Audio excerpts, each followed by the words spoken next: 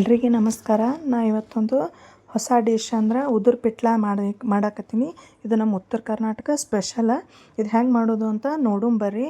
ಮೊದಲಿಗೆ ಒಂದು ಕಡಾಯಿ ಇಟ್ಕೊಂಡು ಅದು ಕಡಾಯಿ ಬಿಸಿ ಆದಮೇಲೆ ಅದಕ್ಕೆ ಸ್ವಲ್ಪ ಎಣ್ಣೆ ಹಾಕ್ರಿ. ಎಣ್ಣೆ ಹಾಕಿದ್ಮೇಲೆ ಸ್ವಲ್ಪ ಜೀರಿಗೆ ಸಾಸಿವೆ ಅವು ಚಿಟಪಟ ಅಂದಮೇಲೆ ಸ್ವಲ್ಪ ಕರಿಬೇವು ಹಾಕಿ ಅದನ್ನು ಸ್ವಲ್ಪ ಫ್ರೈ ಮಾಡ್ಕೊರಿ. ನಂತರ ಸ್ವಲ್ಪ ಉಳ್ಳಾಗಡ್ಡಿ ಹೆಚ್ಚಿಟ್ಕೊಂಡು ಒಂದು ಮೀಡಿಯಮ್ ಸೈಜದ್ದು ಉಳ್ಳಾಗಡ್ಡಿ ಹಾಕೀನಿ. ಅದನ್ನು ಸ್ವಲ್ಪ ಒಂದು 30 ಸೆಕೆಂಡ್ ಫ್ರೈ ಮಾಡಿಕೊಂಡು ಶುಂಠಿ ಬೆಳ್ಳುಳ್ಳಿ ಪೇಸ್ಟ್ ಹಾಕೋರಿ. ಅದನ್ನು ಫ್ರೈ ಮಾಡಿಕೊಂಡು ನಂತರ ಒಂದು ಮೀಡಿಯಮ್ ಸೈಜ್ ಟೊಮೆಟೊ ಹಿಂಗೆ ಸಣ್ಣ ಸಣ್ಣದಾಗಿ ಕಟ್ ಮಾಡಿ ಹಾಕ್ಕೊಂಡೀನಿ. ಹಾಗೆ ನನ್ನ ಬಳಿ ಮೆಂತ್ಯ ಸೊಪ್ಪಿತ್ತು, ಅದನ್ನು ಸ್ವಚ್ಛ ತೊಳ್ಕೊಂಡು ಹಿಂಗೆ ಕಟ್ ಮಾಡಿ ಹಾಕೀನಿ. ನಿಮ್ಮ ಬೇಕಂದ್ರೆ ಹಾಕೋರಿ, ಇಲ್ಲಾಂದ್ರೆ ನೀವು ಸ್ಕಿಪ್ ಮಾಡ್ಕೋಬೋದು. ಇದನ್ನು ಸ್ವಲ್ಪ ಒಂದು 2-3 ನಿಮಿಷ ಚೆಂದಂಗೆ ಫ್ರೈ ಮಾಡ್ಕೋಬೇಕು, ಮೆತ್ತಗೆ ಸಾಫ್ಟ್ ಆಗಬೇಕು. ಅದಾದಮೇಲೆ ಸ್ವಲ್ಪ ಒಂದು ಹಾಫ್ ಟೀ ಸ್ಪೂನಷ್ಟು ಉಪ್ಪು ಹಾಕಿದ್ದೀನಿ. ಉಪ್ಪು ಹಾಕಿದ್ರೆ ಸ್ವಲ್ಪ ಟೊಮೆಟೊ ಬೇಗ ಬೇಯ್ತದೆ ಅಂಥೇಳಿ ಇದನ್ನು ಸ್ವಲ್ಪ ಫ್ರೈ ಮಾಡ್ಕೊಂಡ್ಮೇಲೆ ಸ್ವಲ್ಪ ರೆಡ್ ಚಿಲ್ಲಿ ಪೌಡ್ರ್ ನಿಮಗೆ ಎಷ್ಟು ಖಾರ ತಿಂತೀರಿ ಅದ್ರ ಮೇಲೆ ಖಾರ ಹಾಕೋರಿ. ನೆಕ್ಸ್ಟ್ ಅದಕ್ಕೆ ಒಂದು ಹಾಫ್ ಟೀ ಸ್ಪೂನ ಹವೇಸ್ ಪುಡಿ ಮತ್ತು ಒಂದು 1/4 ಟೀ ಸ್ಪೂನಷ್ಟು ನಾನು ಜೀರಿಗೆ ಪುಡಿ ಹಾಕೀನಿ. ಇದನ್ನು ಹಾಕಿ ಚೆಂದ ಮಸಾಲೆಯನ್ನು ಚೆಂದಂಗೆ ಫ್ರೈ ಮಾಡಬೇಕು. ಅದು ಫ್ರೈ ಆದ ನಂತರ ಹುಂಚಿಕಾಯಿ ರಸವನ್ನು ಹಿಂಡಿ ಅದಕ್ಕೆ ಹಾಕೀನಿ. ಹಾಗೆ 1 ಕಪ್ದಷ್ಟು ಸ್ವಲ್ಪ ನೀರು ಹಾಕಿ ಅದಕ್ಕೆ ಸ್ವಲ್ಪ ಕುದಿಲಕ್ಕ ಅದು ಹೆಸರು ಬರುತ್ತನ ಅಂಥೇಳಿ ಈ ರೀತಿ ಕುದಿ ಬರಬೇಕು.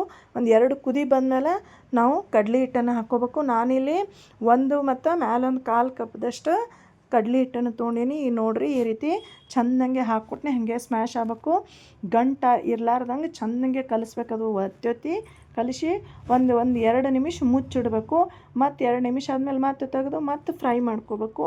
ಇದೇ ರೀತಿ ಈ ಪ್ರೊಸೆಸನ್ನು ಒಂದು 4-5 ಸಲ ಮಾಡಬೇಕು. ಒಂದು 2 ನಿಮಿಷ ಸಣ್ಣ ಇಟ್ಟು ಫ್ರೈ ಮಾಡ್ಕೊಳ್ಳೋದು, ಮತ್ತು ಮುಚ್ಚಿಡೋದು, ಮತ್ತು ಫ್ರೈ ಮಾಡ್ಕೊಳ್ಳೋದು. ಈ ರೀತಿ ಮಾಡ್ಕೋತ ಹೋದಂಗೆ ಆ ಕಡಲೆ ಹಿಟ್ಟು ಏನಾಗ್ತದೆ ಅದರೊಳಗೆ ನೀರಿನ ಅಂಶ ಎಲ್ಲ ಹೋಗಿ ಉದುರಾಗ್ತದೆ. ನೋಡ್ರಿ ನಾ ಹೆಂಗೆ ಮಾಡಾಕತ್ತೀನಿ. ಮತ್ತೊಂದು ನಿಮಿಷ ಮುಚ್ಚಿಡ್ತೀನಿ, ಸಿಮ್ಮಲ್ಲಿ ಇಡ್ತೀನಿ. ಮತ್ತು ಅದನ್ನು ತೆಗೆದು ಮತ್ತು ಕಲಿಸೋದು. ಇದೇ ರೀತಿ ಚೆಂದಂಗೆ ನೀವು ಮಾಡಿದ್ರೆ ಉದುರು ಪಿಟ್ಲ ಈಗ ನೋಡಿರಿ ನಮ್ಮ ಸ್ವಲ್ಪ ರೆಡಿ ಆಯ್ತು. ಇದಕ್ಕೆ ನಾನು ಸ್ವಲ್ಪ ಕೊತ್ತಂಬರಿ ಸೊಪ್ಪು ಹಾಕ್ತಿದ್ದೀನಿ. ನಂತರ ಅದನ್ನು ಇನ್ನೊಂದು ಸ್ವಲ್ಪ ನಾನು ಫ್ರೈ ಮಾಡಿಕೊಂಡು ಇದನ್ನು ಕಡೆಯಾಗಿ ತೆಗಿತೀನಿ. ಇದು ನಮ್ಮ ಸೈಡ ಪೂರಿ ಒಳಗೆ ತಿನ್ನಕಂತ ಮಾಡ್ತಾರೆ. ನೆಕ್ಸ್ಟ್ ಚಪಾತಿ, ಆಮೇಲೆ ದೋಸೆ, ರೊಟ್ಟಿ, ಅನ್ನಕ್ಕೆಲ್ಲದಕ್ಕೆ ಟೇಸ್ಟ್ ಇರ್ತದೆ. ಇದೊಂದು ಸಲ ನೀವು ಟ್ರೈ ಮಾಡಲೇಬೇಕು. ನೋಡಿರಿ ನಾನೀಗ ಸರ್ವಿಂಗ್ ಬೌಲ್ಗೆ ಹಾಕ್ತಾಯಿದ್ದೀನಿ. ನೋಡಿರಿ ಸ್ವಲ್ಪ ಆರಿದ ಮೇಲೆ ಎಷ್ಟು ಉದುರಾಗಿ ಬಂದದ. ಇದು 15 ದಿನಗಟ್ಟಲೆ ಇಟ್ಟರು ಏನಾಗಲ್ಲ. ಟೂರ್ ಎಲ್ಲರೂ ಹೋಗ್ಬೇಕು ಅನ್ನೋದಿತ್ತಂದ್ರೆ ಇದನ್ನು ಮಾಡ್ಕೊಂಡು ಹೋದ್ರೆ ಬೇಗ ಹಳಸಲ್ಲ. ಇದು ತುಂಬ ಟೇಸ್ಟಿಯಾಗಿರ್ತದೆ.